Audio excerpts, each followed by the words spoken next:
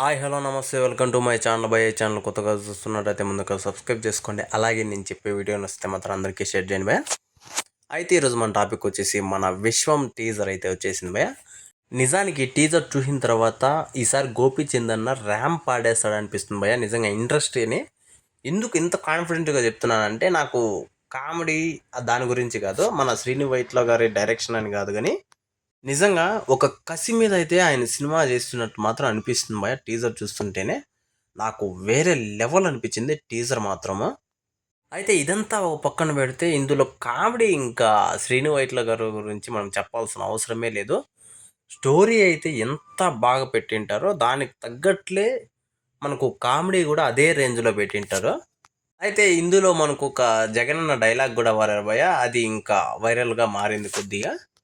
అంటే మీరు కొట్టారు తీసుకున్నాం, మేము కొడతాము అని చెప్పేసి ఒక డైలాగ్ అయితే మన గోపీచంద్ అన్న అయితే చెప్పడం అయితే జరుగుతుంది టీజర్లో. మరి నాకు నిజంగా టీజరు సూపర్ అనిపించింది భయ. ఎందుకంటే నేను ఎప్పుడు చూడని విధంగా గోపీచంద్ అన్న అయితే చూసినట్టు అనిపించింది భయ. నాకు చాలా కసి మీద ఈ సినిమా చేస్తున్నట్టు అనిపిస్తుంది.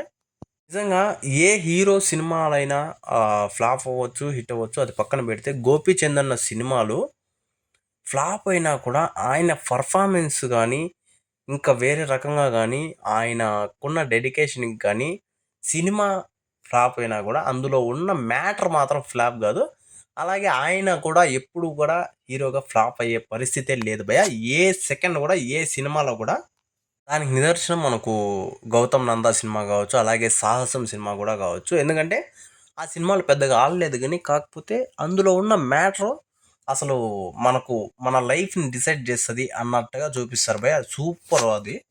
అయితే ఇంక ఈ టీజర్ విషయానికి వస్తే మాత్రం చాలామంది కమెడియన్స్ కూడా ఉన్నారు టీజర్లో.